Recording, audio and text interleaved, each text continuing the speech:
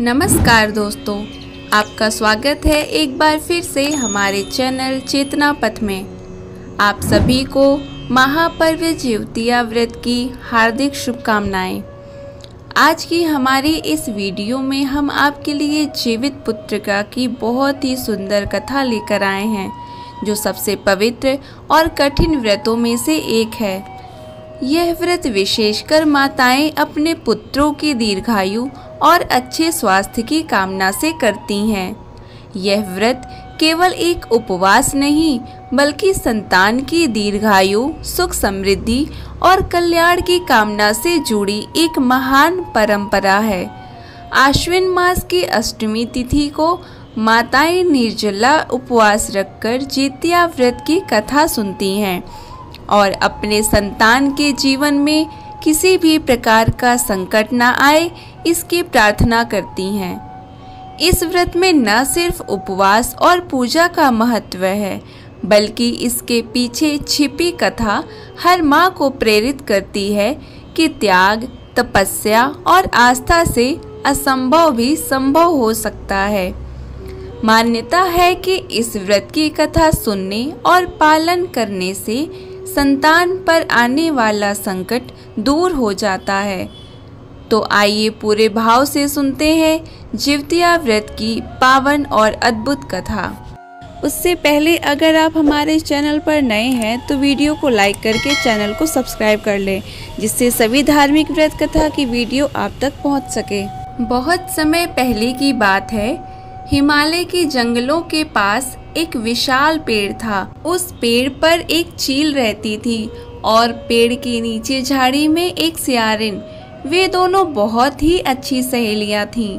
एक दिन उन्होंने देखा कि पास के गांव की महिलाएं जिउतिया व्रत कर रही हैं और संतान की लंबी आयु और सुरक्षा की कामना के साथ। उन महिलाओं की श्रद्धा, व्रत का पालन, नियमों की पवित्रता चील और सियारिन को प्रभावित करती है। दोनों ने मिलकर संकल्प लिया कि वे भी जिउतिया का व्रत करेंगे। व्रत का दिन आया। चील और सियारिन ने व्रत रखा। निर्जला या कम से कम अन्न जल त्याग कर नियमों का पालन करने का मन बनाया। लेकिन जब व्रत के कुछ ही समय के बाद सियारिन ने भूख महसूस की, तो वह अपनी इच्छा पर रोक नहीं पाई। उसने एक मृत जानवर का मांस खा लिया, जिससे उसका व्रत टूट गया। वहीं दूसरी ओर चील ने पूरी श्रद्धा, पूरी निष्ठा के साथ व्रत निभाया। भूख सहकर, मन में संकल्प के साथ, भक्ति भाव के साथ उसने ना तो नियम तोड़ा, ना भक्ति में कमी छोड़ी। जब चील को सियारिन के बारे में पता लगा कि उसका व्रत टूट गया है, तो उसने उसे समझाया कि उसे व्रत नहीं तोड़ना चाहिए था या फिर व्रत का संकल्प नहीं लेना चाहिए था। समय बीतता गया और उन्हें मृत्यु के बाद पुनर्जन्म मिला। दोनों ने एक ही परिवार में जन्म लिया। बड़ी बहन बनी कर्पूरावती और छोटी बहन शीलावती। बड़े समय पर उनकी शादी भी हो गई।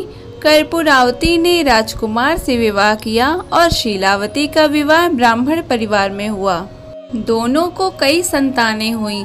शीलावती के 7 बेटे बहुत अच्छे और स्वस्थ थे, लेकिन कर्पूरावती के संतान जन्म लेने के कुछ ही दिन बाद एक एक कर मर जा रहे थे। कर्पूरावती के मन में हमेशा दुख और ईर्ष्या घर करने लगी, क्योंकि उसकी बहन शीलावती गरीबी के बावजूद परिवार में सुखी थी। उसके बच्चे जीवित और स्वस्थ थे, जबकि कर्पूरावती के बच्चे मरते जाते रहे। आखिरकार कर्पूरावती ने एक बड़ा फैसला किया। उसने राजा से कहा कि उसे शीलावती के पुत्रों के सिर चाहिए। राजा पहले मना करता है, पर बाद में दबाव में राजी हो जाता है। राज्य से एक चांडाल बुलाया गया और उसने शीलावती के 7 पुत्रों के सिर काटकर लाल कपड़े में बांध दिया।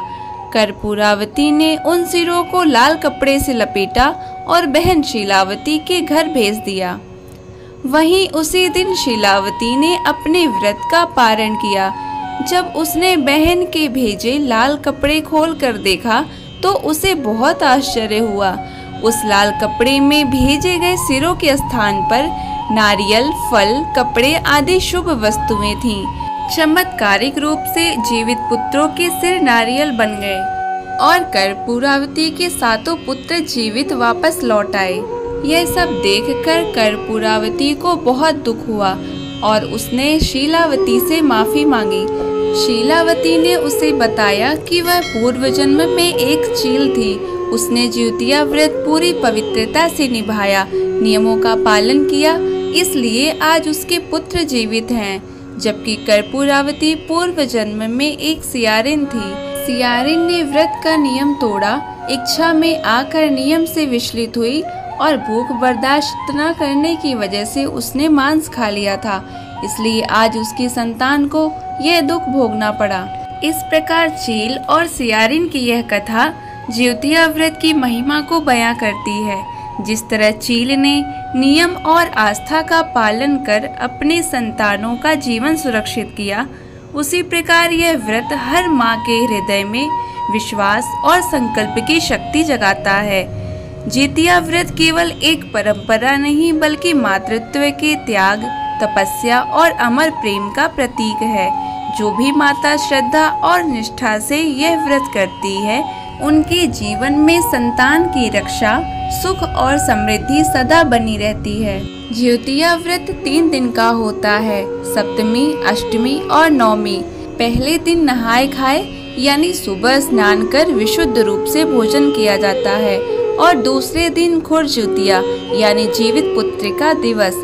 इस दिन निर्जला व्रत रखा जाता है और माता जीमुत वाहन देवता की पूजा करती हैं और चील सियारिन की कथा सुनती हैं और तीसरे दिन स्नान दान करके व्रत का पारण किया जाता है। आइए सुनते हैं एक और जिउतिया व्रत की प्रचलित कथा, जिसमें राजा जीमुत वाहन ने एक नाग कन्या की रक्षा के लिए अपने प्राणों की आहुति दे दी थी, लेकिन बाद में उन्हें जीवन दान प्राप्त हो गया। बहुत समय पहले प्राचीन काल में गंधर्व राजकुमार जीमुत वाहन अपने पिता की सेवा और प्रजा के हित में समर्पित थे। वे सिर्फ राजा ही नहीं बल्कि दयालु और धर्मप्रिय पुरुष भी थे। राजा बनने के बाद भी उन्हें राजसत्ता में रुचि नहीं थी। वे अपने भाइयों को राज्य सौंपकर जंगल चले गए। कुछ समय के बाद उन्होंने माल्यवती राजकन्या से विवाह किया। एक दिन हरे भरे वृक्षों के बीच अचानक उनकी नजर पड़ी एक वृद्ध नागिन पर जो आंसुओं में डूबी हुई थी। राजा ने पास जाकर पूछा, माता आप इतनी व्यथित क्यों हैं? वृद्ध नागिन बोली, हे राजन, मैं नागवंश की हूँ। मेरा एक ही पुत्र है शंखचूड़। आज उसे पक्षीराज गरुड़ के आहार के रूप में ले जाया जाएगा। हमारे वंश पर यह अभिशाप है कि प्रतिदिन एक नाग बालक को गरुड़ के पास भेजना पड़ता है।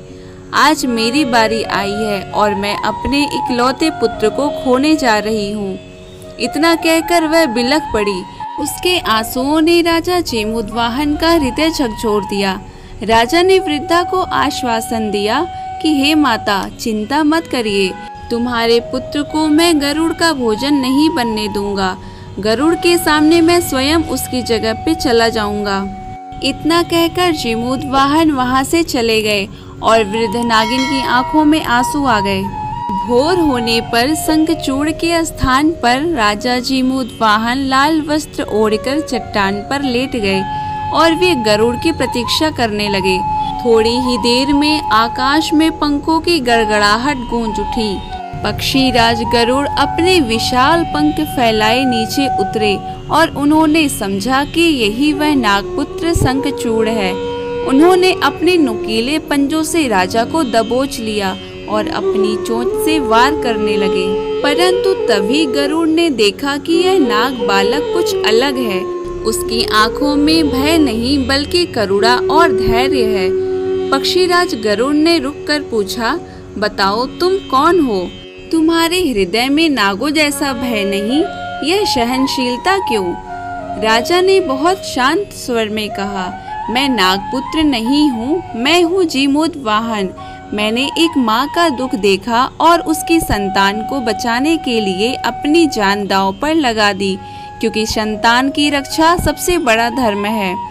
गरुड़ जीमुत वाहन के त्याग से द्रवित हो गया और उन्होंने पहले कभी ऐसा त्याग नहीं देखा था। पक्षीराज गरुड़ ने राजा को मुक्त कर दिया। उन्होंने वृद्ध नागिन के पुत्र शंखचूड़ को भी जीवन दान दे दिया, बल्कि आगे यह संकल्प लिया कि वे अब किसी भी नाग शिशु को आहार नहीं बनाएंगे। पक्षीराज गरुड़ ने ये वचन दिया कि हे राजन, तुम्हारे इस त्याग की स्मृति सदैव अमर रहेगी। जो स्त्री इस कथा को सुनकर उपवास और पूजा करेगी, उसकी संतान की सदैव रक्षा होगी। तो भक्तजनों, यह थी जिउतिया व्रत की पावन कथा। इस कथा को सुनने और सुनाने से संतान पर आने वाले सभी कष्ट दूर होते हैं। ऐसी ही अनेक पावन कथा और कहानी से जुड़ने के लिए हमारे चैनल चेतना पथ को सब्सक्राइब करें। आप सभी को शुभकामनाएं कि आपकी मनोकामनाएं पूर्ण हो। दोस्तों, आपको हमारी अगली वीडियो में सभी व्रत कथा की वीडियो मिल जाएगी, इसलिए चैनल को सब्सक्राइब कर लें और बेल आइकन को ज़रूर दबाएं, जिससे आपको वीडियो का नोटिफिकेशन मिल सके। मिलते हैं आपसे एक नई कथा की अगली वीडियो के साथ। धन्यवाद।